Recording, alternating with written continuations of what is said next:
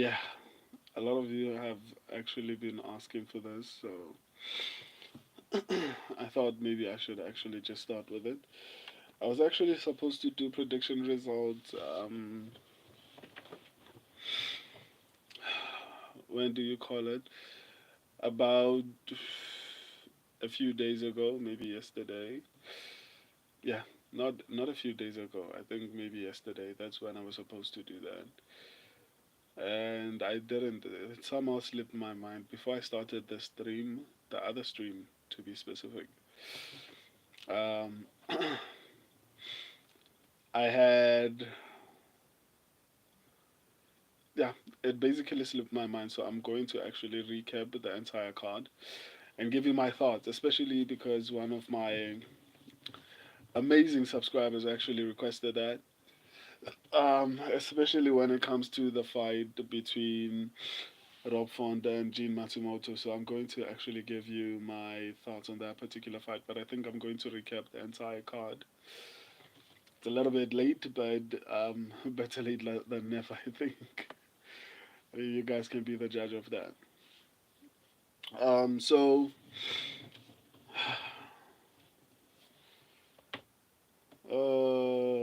damn it. So, Modestas Bakauskas versus Rafael Sequeira.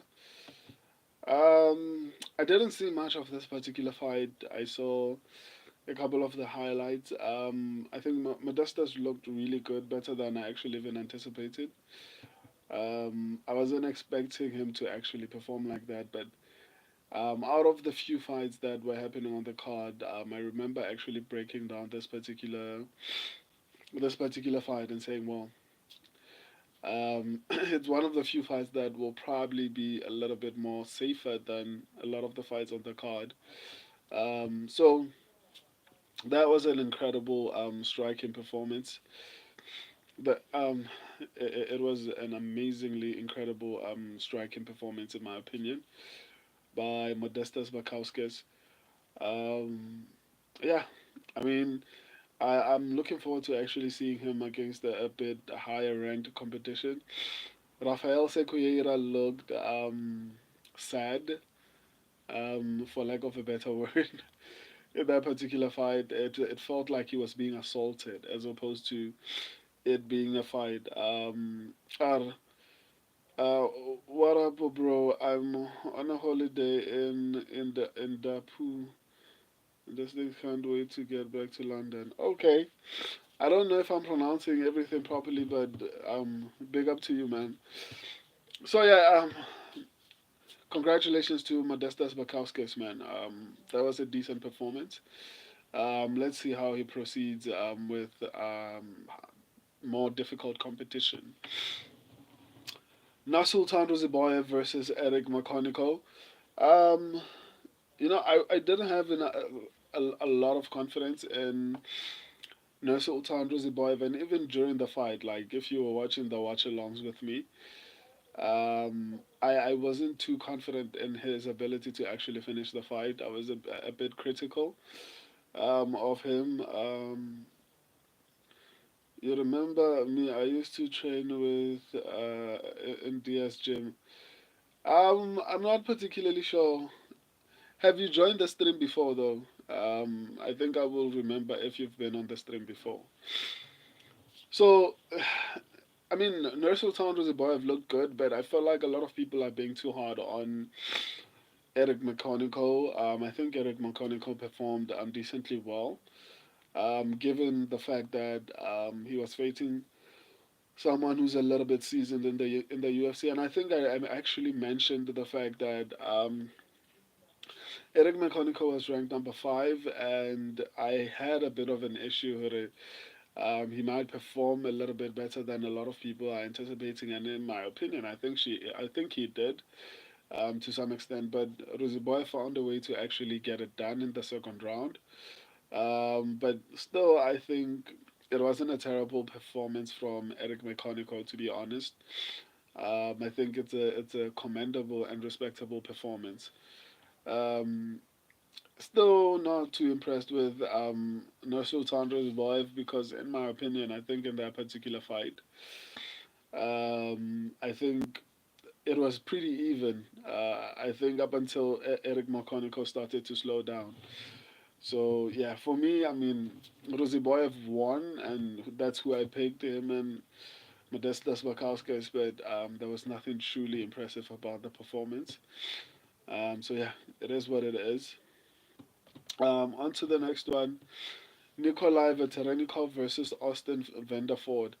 This was probably one of the most disappointing fights on the card for me, especially because after seeing Nikolai Veterenikov's performance against Danny Barlow, I think maybe in my head I had built up Danny Barlow to be this, really, really talented prospect who is going to just run through every single person. But after seeing the performance of Veterenikov, I'm a little bit worried about Danny Barlow, especially after having such a close performance against Veterenikov. But at the same time, maybe I'm being too hard on Danny Barlow. I mean, it seems like Veterenikov, all he wants to do is just strike. If you implement the grappling into your game plan, then it seems like he gets lost within the grappling exchanges. Because it didn't seem too difficult for Austin Vanderford to actually take him down.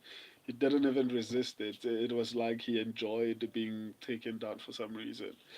But it was one of the most disappointing and shocking as well. ASAP Jag, that's a gold. Yeah, that's a gold tooth, my guy. So yeah, it was a really, really, really disappointing performance for me. To be honest, I expected a little bit more from him. Um, but kudos to Austin Vanderford, man. That was an incredible performance. But yeah, it was really disappointing for me.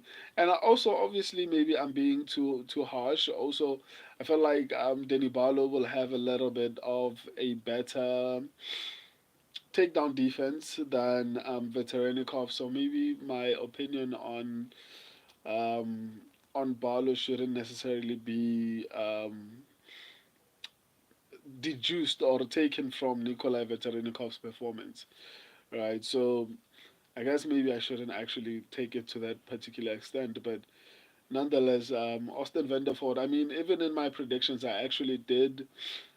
In my upsets prediction, I did call that the fact that this is going to be a close fight, and I wouldn't be surprised if Austin Vanderford won. But I actually didn't think it would actually happen, especially after Nicole's performance against Denny Barlow. But I guess I was wrong on that particular front. But kudos to Austin Vanderford, even though I was clowning him a little bit. I was clowning him a little bit. So yeah, on to the next one: Ricky Simon versus Javid Basharat. This is another one that I actually highlighted the fact that it's going to be a risky fight for me, to be honest, because a lot of people had too much faith in Javid Basharat, and for me it was really difficult to actually have any sort of confidence in Javid because I didn't feel like he was that good of a fighter. And I thought I did, even in my upsets predictions, I did call the fact that this is going to be a close fight, and I felt like Ricky Simon's path to victory would have been to maybe grapple. I thought I thought Ricky Simon would actually have to grapple in order to have any type of success. And unfortunately, I was a bit wrong about that. Because he actually ended up getting the knockout. But nonetheless, I called it. I said this fight an upset was possible here. You don't have to take my word for it. I mean, the video is already available or is still available on the channel. So even when I was doing my upsets predictions, I actually highlighted the fact that um, this card is going to be a wild card. And it turned out to be a wild card for me, to be honest, because there were a lot of moving parts as far as the card goes. But that was an insanely good performance by Ricky Simone. One of the most incredible things that made the this whole thing a little bit more tolerable was my regular streaming buddies, my subscribers, the people who normally join me for the watch alongs. Those are the ones who make these kind of situations a little bit more tolerable, you know. Because normally I'd feel so terrible, but I have amazing subscribers that were like, you know what, dude, we got you, and yeah, but nonetheless, I wasn't really happy. Anyway, kudos to Ricky Simon. He looked really good in that particular fight. On to the next one, Mansoor Abdul Malik versus Nick Lane. Once again, another perfectly called fight. I actually did say that I felt like Mansoor would have a little bit more success or a bit of an advantage on the feet. And for Nick Lane to have any type of success, he would have to grapple. And I felt like Nick Lane had everything it took to actually beat Mansoor, but for some reason he seemed a bit more hesitant to actually engage with Mansoor for whatever reason, which was honestly odd. But nonetheless, the guy I picked won, so I'm happy about that. But I don't know how much of a future Mansoor has in this, especially middleweight. I mean, I'm not saying middleweight has the best talent, but I mean, they are decently talented fighters, and Mansoor didn't look good. Like the level of skill that he has, he should be fighting at heavyweight. Then, if he was fighting at heavyweight, I'd be like, okay, maybe he might even make it to the top five. But at middleweight, I don't know if it's going to have a lot of success. For me personally, even though he got the finish, I don't think there was anything impressive about that performance for me. But nonetheless, he got it done, and that's all I care about. On to the next one, Andre Fili versus Malquizael Costa. Um, Another tricky one, and another one that I actually called on my upsets predictions. When I was doing my upsets predictions, I was like, this is one of the fights, including between this fight and the main event. This was a 50-50 fight as far as my analysis went. I went with Andre Fili because I felt like he had a little bit more experience. And in a 50-50 fight, I felt like he would actually do significantly more, or rather significantly better. But if you listen to my upsets prediction, I did very clearly highlight the fact that I felt like, what do you call him, Melquizael Costa is significantly more athletic than Andre Fili, and that would pose significant problems for Andre Fili. So that was one of the most worrying things for me when I was breaking down the fight, because I knew that Andre Fili was not as athletic as Costa. You know, and that's essentially why in my upset predictions I was like, this fight is an upset is definitely possible. Um, I mean, in the end, it seems like Costa ended up being the favorite. But yeah, Costa looked sensational. I was really surprised. Even though I expected the athleticism, I actually didn't expect him to perform in that particular way. So yeah, that was really impressive for Costa to actually perform the way he did. So yeah. Anyway, kudos to him. On to the next one: Ion Kudelaba versus Ibo Aslan. This card just shocked a lot of us. So Ion Kudelaba, another fight where I said I was a little bit worried about Ibo Aslan, especially because I felt like if Ion Kudelaba ended up finding a way to actually wrestle with Ibo Aslan, it would become a significant problem. But a few people were like, nah, he's got this. And I was like, okay, no, I'm not disputing the fact that Ibu Aslan might have significant success as far as maybe having the ability to knock Ion Kutalaba out. But one of my biggest concerns was that I haven't seen Ibu Aslan actually tested on the ground. And I knew that Ion Kutalaba had the abilities to actually test him. So that's one of the reasons why I was like, for me, this fight is a little bit more risky than what people are saying. And it ended up being actually very risky because Ian Kudalaba ended up getting the submission, which is one of the biggest things that I mentioned when I was doing my upsets predictions. I was like, Ibu Aslan's wrestling abilities, I'm really worried about them. And it seems like I was right to be concerned about that particular fight. Um, anyway, on to the next one, Alonzo Manifield versus Julius Walker. This was an interesting fight. I felt like Julius Walker, if he was given an opportunity to be on a full camp, I think he would have beaten Alonzo Manifield. I think Julius Walker needs a little bit of experience in the UFC. I think he's going to be a really good prospect for the light heavyweight division. For him to perform the way he did on 10 days' notice, I mean, that's, in my opinion, very impressive. I actually thought Julius Walker would do a little bit better. And in the beginning, he actually was. I feel like his cardio and a bit of preparation as far as striking goes. I think a lot more preparation and game plan for Alonso Manifield, as well as cardio training, I think would have made a massive difference because Alonso Manifield couldn't finish this guy even on 10 days' notice.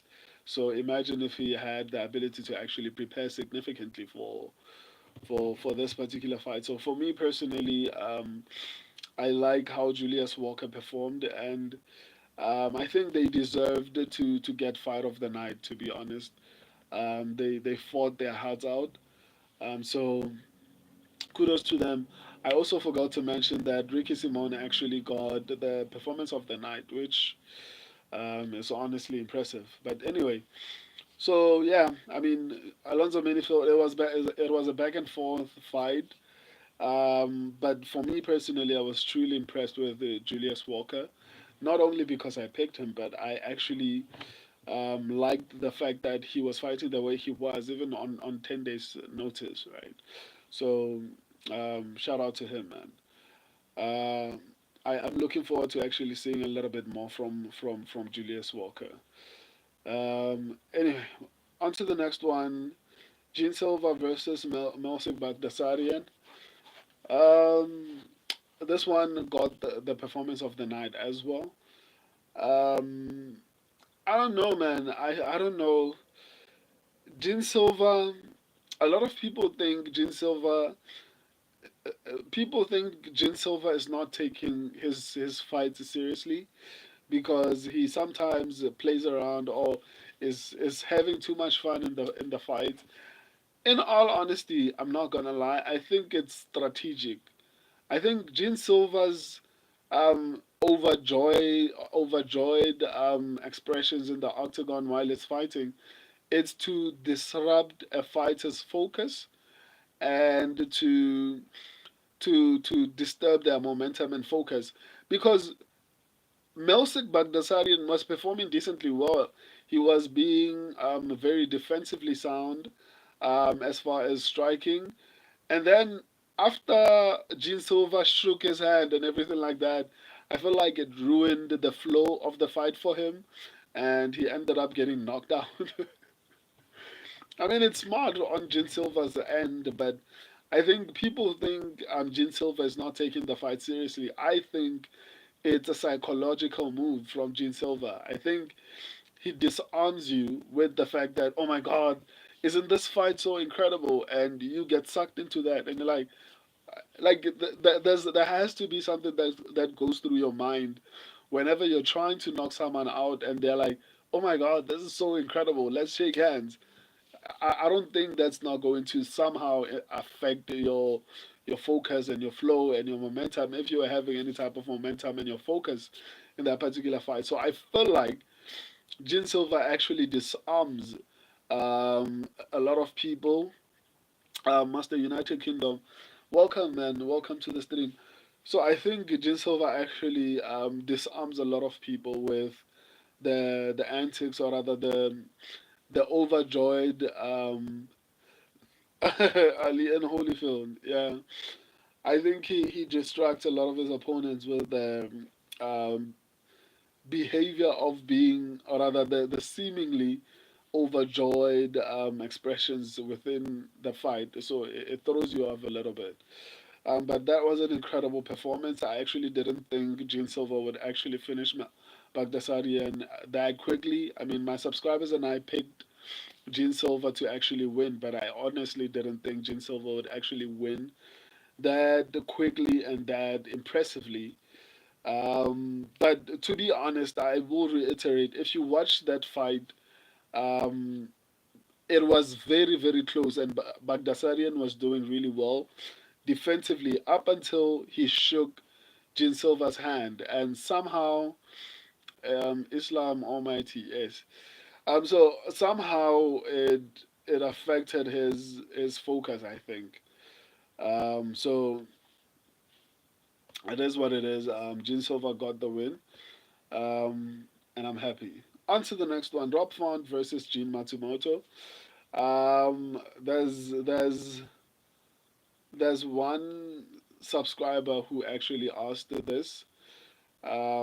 He wanted to know Shot McGee. Hopefully, he'll find time to actually look at this particular stream, because he said he wanted my opinion on this particular fight.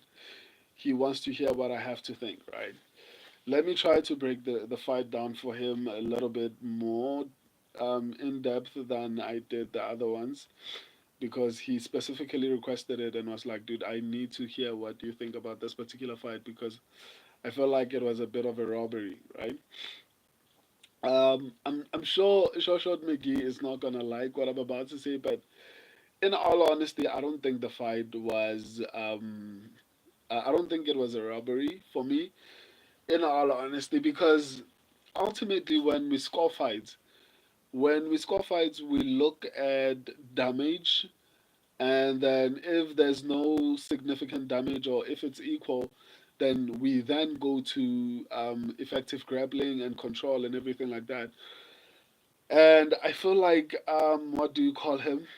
Rob Font was doing a little bit more damage than Gene Matsumoto, right?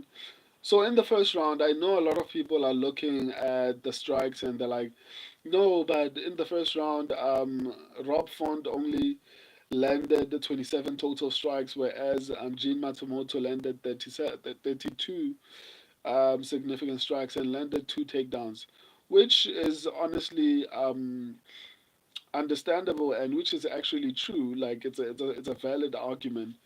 But when we look at significant strikes, I think that's where a lot of people start to get a lot of things, or rather a lot of different things confused. Sure, Rob Font landed 27 strikes and Gene Matsumoto landed 32 strikes, but when we look at significant strikes, and when we're talking about significant strikes, we're talking about the kind of punches that would hurt that particular person, right? So when we talk about significant strikes, Rob Font landed 21 significant strikes, whereas Jin Matsumoto landed 7 significant strikes. Total strikes is a different number, because we're just counting how much of the punches that he threw landed, which is more than Rob Font. But when we count how many of those punches were actually very damaging, whether they caused you to bleed or they did something significant to you, my brother from another mother, Playboy, welcome to the stream, my guy. Um, so I feel like Rob Font in the first round. I agree to some extent with what the UFC is saying as far as significant strikes, because I think Rob Font was landing more significantly and more impactfully in that particular round and fight.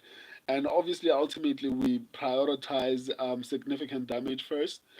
And if there was effective grappling, then it should be effective and not just simple grappling. Because Gina Matsumoto was got two takedowns, and I can agree with that, but he didn't do much with it, right? So we cannot necessarily give him the round because he landed more strikes, even though they were not necessarily damaging. Because ultimately, we don't score fights based on how many punches you threw.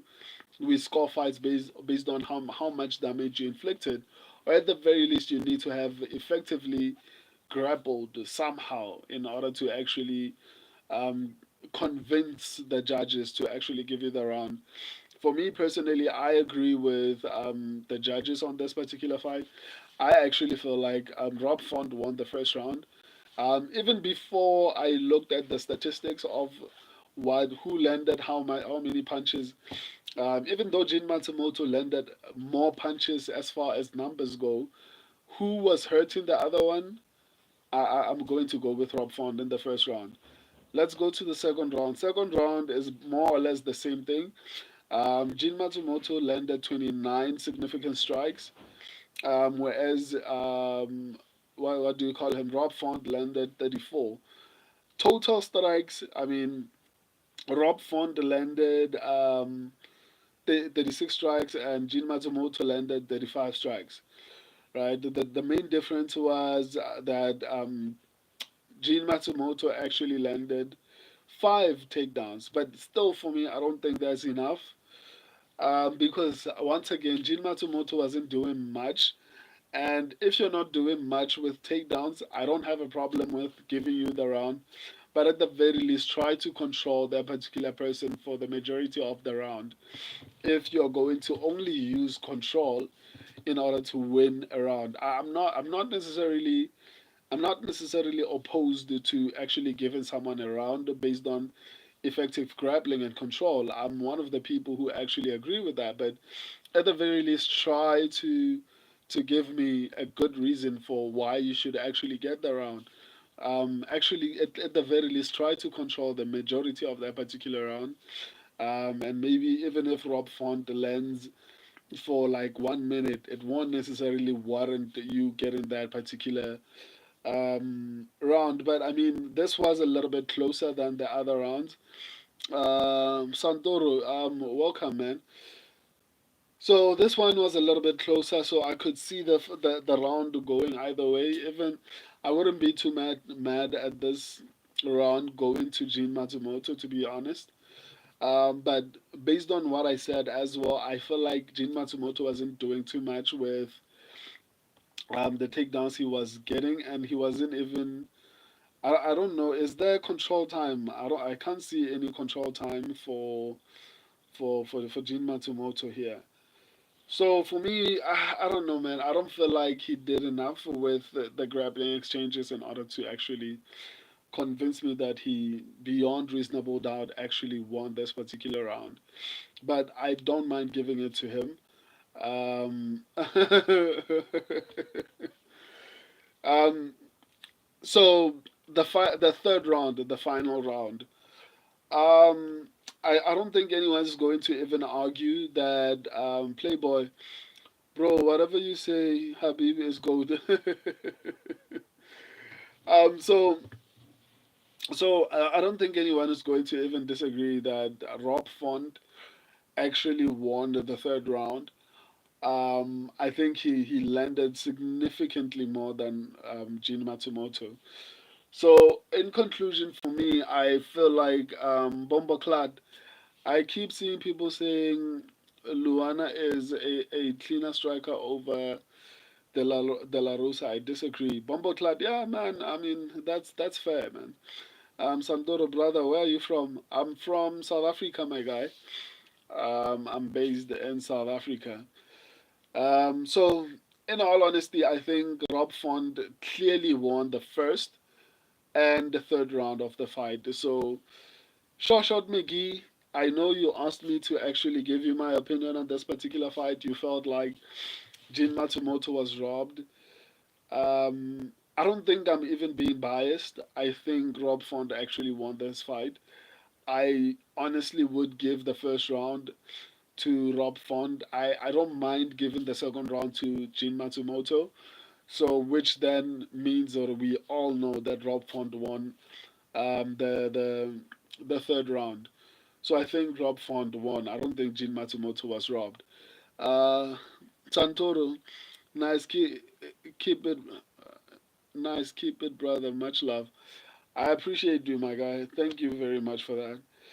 So yeah, in conclusion, I think Rob Font won this fight. It was close, but I think Rob Font did enough to actually steal the round. On to the next one.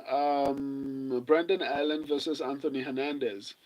Um, this was an interesting fight because, in all honesty, I feel like Brandon Allen, between the both of them, is honestly the better fighter. To some extent, I feel like Brandon Allen is a little bit better, both on the feet and on the ground, and I thought Anthony Hernandez was significantly better. My problem with Brandon Allen, I think it's IQ.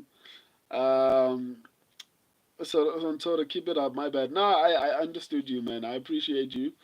Um, so so I think Brandon Allen has an issue with his fight IQ.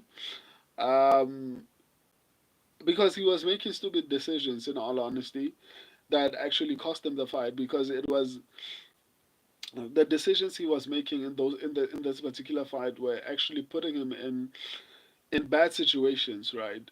It was consistently putting him in bad situations. And every time he would have the upper hand, he would make stupid decisions that would actually end up putting him in a compromising position. Where Anthony Hernandez was able to actually feel it to the gilly. Sorry, I'm late. Yeah, it's cool, man. You know, we can always have a conversation after I'm done. I'm recapping the fight. So basically, it was actually Short McGee who was like, dude, I need to hear your opinion on Rob Font and Jin Matsumoto. I actually just finished doing that. So I'm on Brandon Allen versus Anthony Hernandez. So I feel like Brandon Allen is honestly the better fighter in this particular scenario. However, he makes such stupid decisions that it affects his ability to actually do well, in certain situations. I think he would have had a lot more success against Anthony Hernandez had he made better decisions, because a lot of the time when he, for example, was ended up on the bottom or anything like that, it was largely because of the dumb decisions that he was making.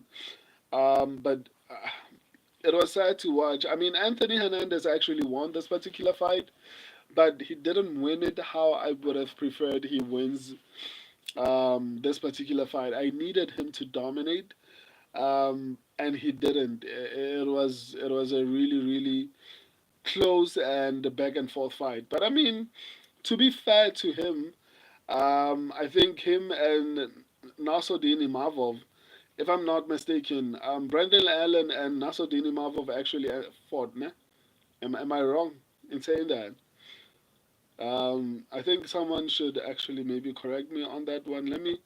Let me actually check the history of the people that Brandon Allen has been fighting, because I mean he's after his performance against Anthony Hernandez, I feel a little bit more confident in Brandon Allen, but unfortunately, I think his IQ will ultimately be the reason why he struggles to get to the very peak of the division.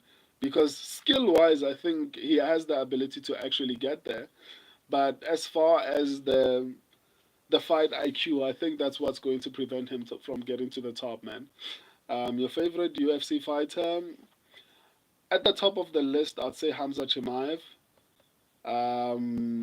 Maybe followed by Islam Makhachev. Um, who else? I don't know, man. I don't know. It used to be Israel Adesanya. Yeah, no, I was right. Yeah, no, I was right. I was right. I was right. So, what do you call him? he did significantly well against Nassourdine Imavov, and this is the same Nassourdine Imavov that knocked out Israel Adesanya, right?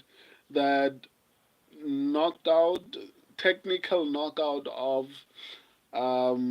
Jared Cannonier. So I honestly feel like Brendan Allen is really skilled. He just needs to find a way to actually improve his fight IQ. Why not Habib? I mean, I'm a big fan of Habib, but I don't know. I want to see. I would have liked to see a little bit more from him. But I'm a big fan of Habib as well. But if you're going to ask me who's my favorite fighter, I'm going to respond as far as now. Anyway, so yeah, kudos to Anthony Hernandez, but I think he's going to have a bit of a problem as he gets to the top of the division with people like Dricus Du Plessis. I'm not even going to mention Hamza Chimaev because that's a different beast in itself. So I think he's going to have a bit of a problem at the top of the division. But maybe I'm judging him too harshly. Um, maybe Brandon Allen is that good, and that's why it looked more competitive than what I would have expected or what I thought it should have been. So yeah, maybe I guess I'll just have to wait and see. On to the next one: Henry Cejudo versus Song Yadong. Um, this was an interesting fight because, um, for one, Henry Cejudo didn't look as bad as I thought he would look in this particular fight. But this was one of the fights that I felt like was 50-50 for me. I felt like it could have went either way as far as prediction goes. But uh,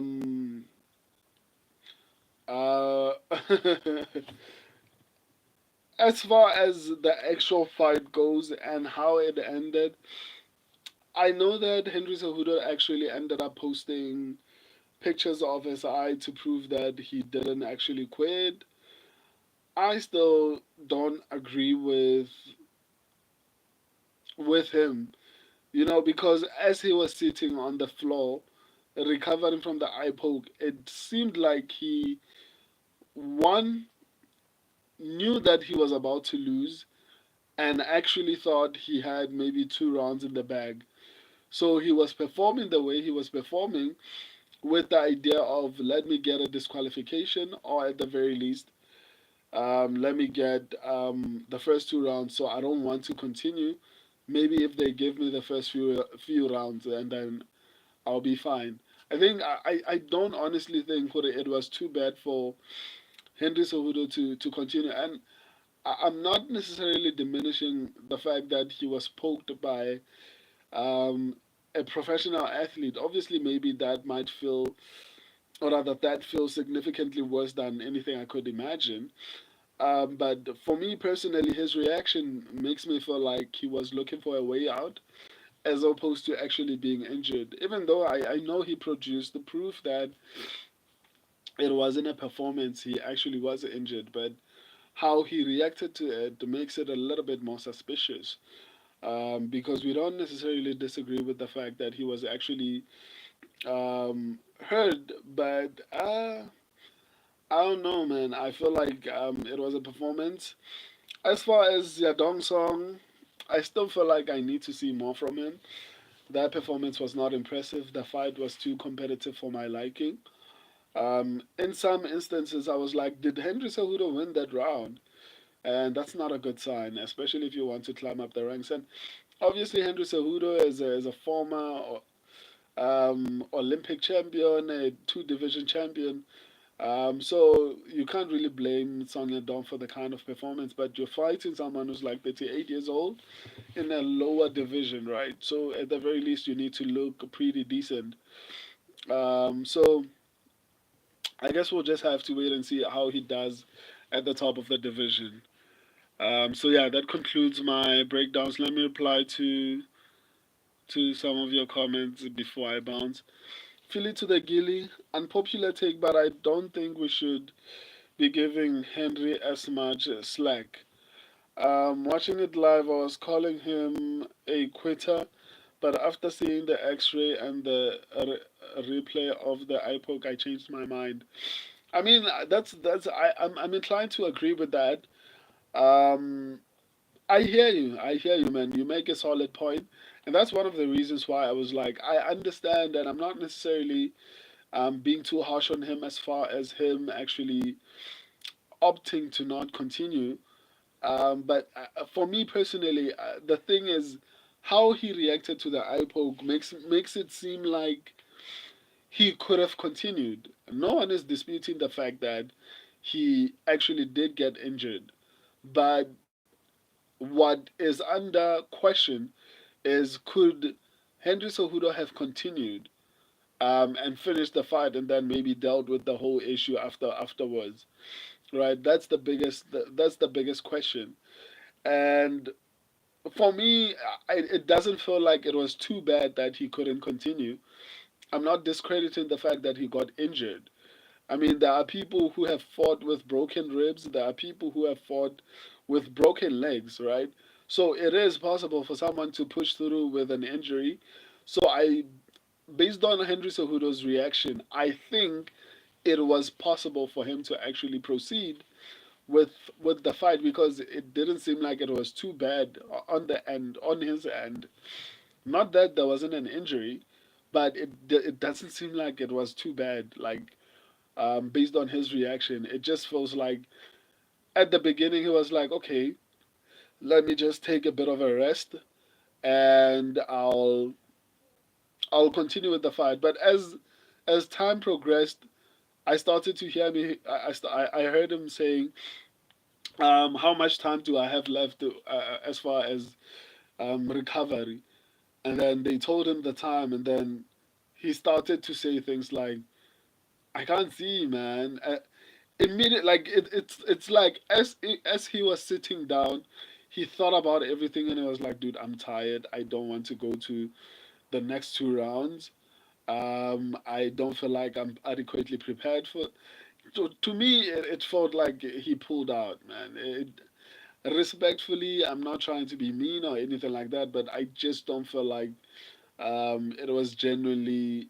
It was an injury, but I don't think it was so bad that he couldn't continue.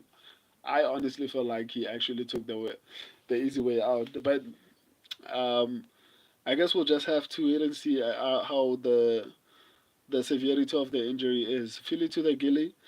The eye poke was bad, but he was losing, so he could have been looking for a way out. That's how I look at it, man. It doesn't seem like it was too bad that he couldn't continue. Anshul Jubilee, thoughts on Anshul Jubilee?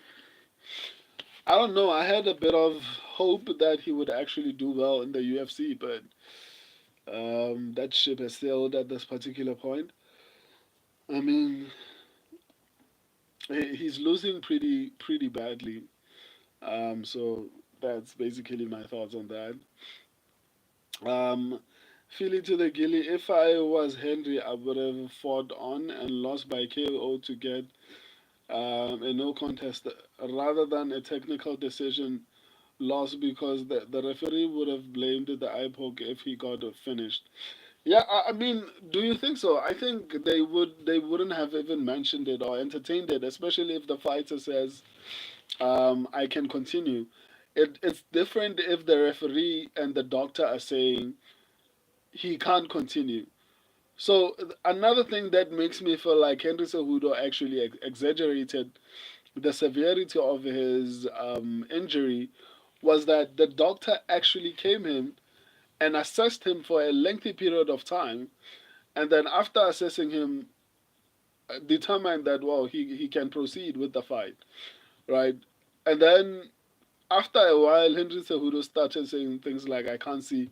After the doctor was done with him, after the doctor had left the octagon and basically approved him to actually continue with the fight.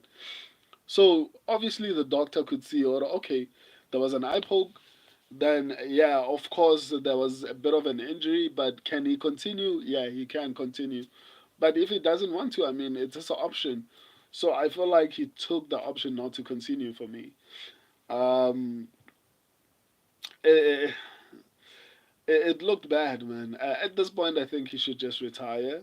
He's on a three-fight losing streak. Like, I mean, if you come back to a sport that you once ruled with an iron fist and you can't even seem to get one win, I mean, that's a sign.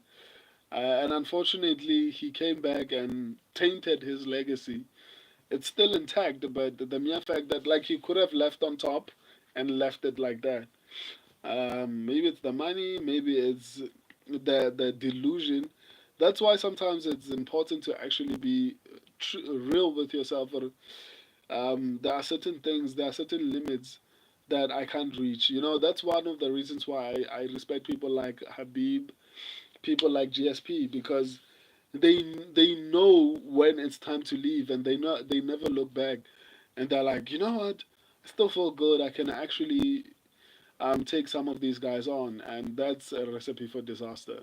Fill it to the gila. I think Henry should have one more fight and retire after.